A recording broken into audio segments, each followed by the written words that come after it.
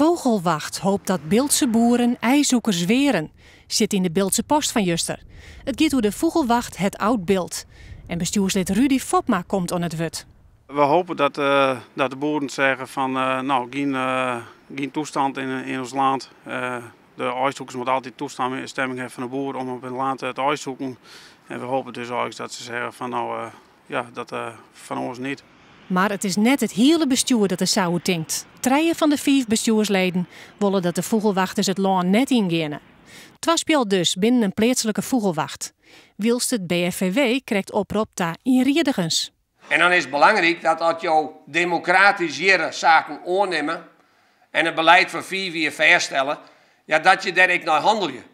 En dan moet je toch machinaal het standpunt uitdragen en dat we de BFVW, het hoofdbestuur, de romp te jouwen om zaken uit te dragen.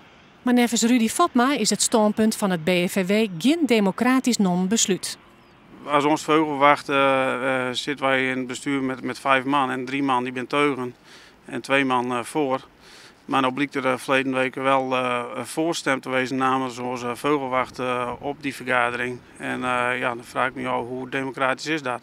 Bij de vogelwacht het oud beeld is nou oneenigiet. En het is maar de vraag hoe ze daar verder gaan. Na een week is de ledenvergadering. Of er worden nieuwe bestuursleden van, dan gaat het gewoon zo deur. Of dan gaan wij, de andere bestuursleden die gaan dan deur zonder de BVW als natuurwacht of als vogelwacht. Dat moeten we dan al nog uitzoeken. Het leerpijziekje ik ben de vogelwachten binnen ze er net hoe is. Nee, totaal niet. Volgens mij is ons vogelwacht ook niet een uitzondering wat dat dan gaat. Er is een hele prot verschillende meningen, zeg maar.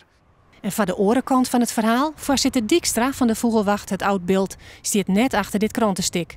Maar hij wil net de wut staan voor de camera.